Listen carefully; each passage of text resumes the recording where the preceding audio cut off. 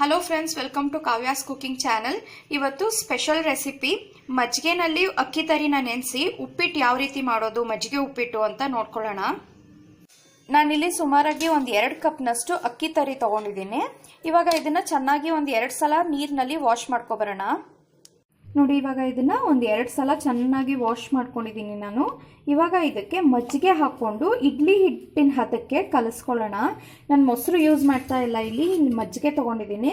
ನೋಡಿ, ಇಲ್ಲಿ ಸುಮಾರಾಗಿ ಒಂದು 2 ಕಪ್ನಷ್ಟು ಮಜ್ಜಿಗೆ ತೊಗೊಂಡಿದ್ದೀನಿ. ಸ್ವಲ್ಪನೇ ಹಾಕೊಂಡು ಇಡ್ಲಿ ಹಿಟ್ಟಿನ ಹದಕ್ಕೆ ಎಷ್ಟಾಗುತ್ತೋ ಅಷ್ಟು ಕಲಿಸ್ಕೊಳ್ಳೋಣ. ತೀರಾ ತೆಳು ಮಾಡ್ಲಿಕ್ಕೆ ಹೋಗಬೇಡಿ ಇದನ್ನ. ನೋಡಿ, ಈ ಕನ್ಸಿಸ್ಟೆನ್ಸಿಗೆ ಬರೋ ರೀತಿ ನಾನು ಮಜ್ಜಿಗೆನ ಕಲಸಿ ಇಟ್ಟಿದ್ದೀನಿ.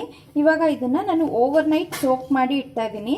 ಇದು ಚೆನ್ನಾಗಿ ಕಲಸಾದ್ಮೇಲೆ ಇದನ್ನು ಒಂದು ಲಿಡ್ ಕ್ಲೋಸ್ ಮಾಡಿಬಿಟ್ಟು ಫರ್ಮೆಂಟ್ ಆಗ್ಲಿಕ್ಕೆ ಬಿಡೋಣ ಪೂರ್ತಿ ನೈಟು. ನೋಡಿ, ಇದು 1 ನೈಟ್ ಫುಲ್ ನೆಂದಿದೆ. ಇವಾಗ ಇದಕ್ಕೆ ನಾವು ತೆಂಗಿನಕಾಯಿನ ರುಬ್ಬಿಟ್ಟು ಹಾಕೋಬೇಕು. ನಾನಿಲ್ಲಿ ಸುಮಾರಾಗಿ ಒಂದು 2 ಕಪ್ನಷ್ಟು ತೆಂಗಿನಕಾಯಿ ತೊಗೊಂಡಿದ್ದೀನಿ. ತೆಂಗಿನಕಾಯಿ ಜಾಸ್ತಿ ಹಾಕೋಬೇಕು, ಜಾಸ್ತಿ ಹಾಕಿದಷ್ಟು ಟೇಸ್ಟ್ ಚೆನ್ನಾಗಿರುತ್ತೆ. 2 ಕಪ್ನಷ್ಟು ತೆಂಗಿನಕಾಯಿ ತೊಗೊಂಡಿದ್ದೀನಿ. ಇವಾಗ ಇದನ್ನೇ ಮಿಕ್ಸಿ ಜಾರ್ಗೆ ಹಾಕೊಂಡು ಸ್ವಲ್ಪ ನೀರು ಹಾಕೊಂಡು ನುಣ್ಣಗೆ ರುಬ್ಕೊಂಡು ಬರೋಣ. ನೋಡಿ, ಈ ರೀತಿಯಾಗಿ ನುಣ್ಣಗೆ ರುಬ್ಬಿಟ್ಕೊಂಡಿದ್ದೀನಿ ನಾನು. ಇವಾಗ ಈ ತೆಂಗಿನಕಾಯಿನ ಏನು ರುಬ್ಕೊಂಡಿರ್ತೀವಲ್ಲ ಅದನ್ನ ಇದಕ್ಕೆ ಹಾಕೊಂಡು ಮಿಕ್ಸ್ ಮಾಡ್ಕೊಳ್ಳೋಣ. ರುಚಿಗೆ ತಕ್ಕಷ್ಟು ಉಪ್ಪು ಹಾಕೋತಾ ಇದ್ದೀನಿ. ಚೆನ್ನಾಗಿ ಮಿಕ್ಸ್ ಮಾಡ್ಕೊಳ್ಳೋಣ ಇದನ್ನ.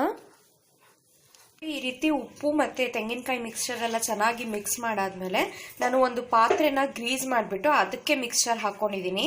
ಇವಾಗ ಇದನ್ನ ಇಡ್ಲಿ ಕುಕ್ಕರ್ ಒಳಗೆ ಇಟ್ಟು ಒಂದು 15ರಿಂದ 20 ನಿಮಿಷಗಳ ಕಾಲ ಸ್ಟೀಮ್ ಮಾಡ್ಕೋಬೇಕು.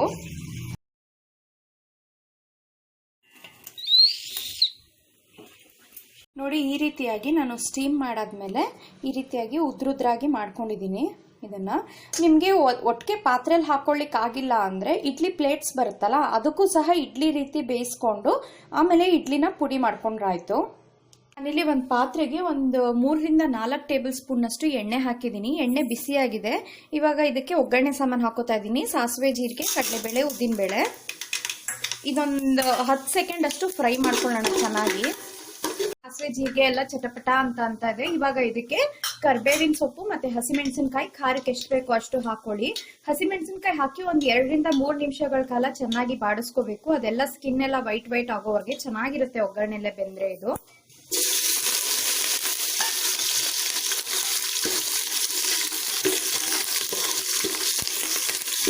ಇದಕ್ಕೆ ಉದ್ದಕ್ಕೆ ಹೆಚ್ಚಿಟ್ಕೊಂಡಿರೋದು ಈರುಳ್ಳಿ ಹಾಕೋತಾ ಇದ್ದೀನಿ. ಒಂದು 2ರಿಂದ 3 ಈರುಳ್ಳಿನ ನಾನು ಕಟ್ ಮಾಡಿ ಇಟ್ಕೊಂಡಿದ್ದೀನಿ.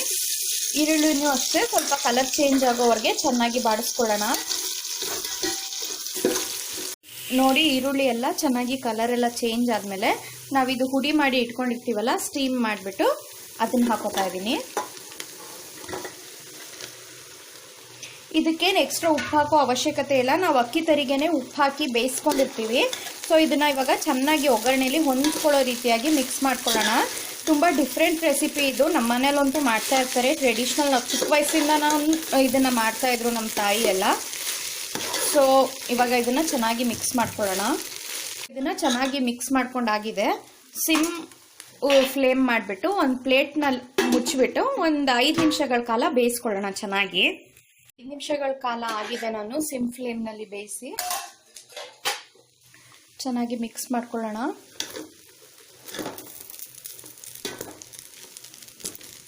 ಇವಾಗ ಇದಕ್ಕೆ ಕೊನೆಯಲ್ಲಿ ಕೊತ್ತಂಬರಿ ಸೊಪ್ಪು ಹಾಕೋತಾ ಇದ್ದೀನಿ.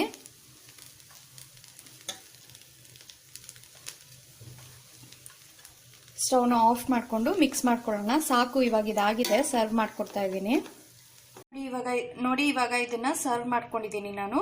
ತುಂಬಾ ಸಿಂಪಲ್ ರೆಸಿಪಿ, ತುಂಬಾ ಟೇಸ್ಟ್ ಆಗಿರುತ್ತೆ. ಟ್ರೆಡಿಷನಲ್ ಫುಡ್ ಇದು. ಮಜ್ಜಿಗೆ ಉಪ್ಪಿಟ್ಟು ಅಂತ ಕರೀತಾರೆ ಇಲ್ಲೆಲ್ಲ ನಮ್ಮ ಕಡೆ ಮೈಸೂರು ಸೈಡ್ನಲ್ಲಿ. ಸೊ ಇದಕ್ಕೇನು ಎಕ್ಸ್ಟ್ರಾ ನಿಂಬೆ ಹುಳಿ ಅಥವಾ ಏನು ಹಾಕೋ ಅವಶ್ಯಕತೆ ಇಲ್ಲ. ಯಾಕೆಂದ್ರೆ ನಾವು ಇದನ್ನ ಮಜ್ಜಿಗೆಯಲ್ಲೇ ನೆನೆಸಿರ್ತೀವಿ ರಾತ್ರಿ ಎಲ್ಲ. ಸೊ ಹುಳಿ ಅಂಶ ಇದ್ರಲ್ಲಿ ಇದ್ದೇ ಇರುತ್ತೆ. ಸೊ ಹಾಗಾಗಿ ಎಕ್ಸ್ಟ್ರಾ ಲಾಸ್ಟಲ್ಲಿ ಉಪ್ಪಿಟ್ಟಿನ ತರ ನಿಂಬೆ ಹುಳಿ ಏನು ಹಿಂಡ್ಲಿಕ್ಕೆ ಹೋಗಬೇಡಿ ಇದಕ್ಕೆ.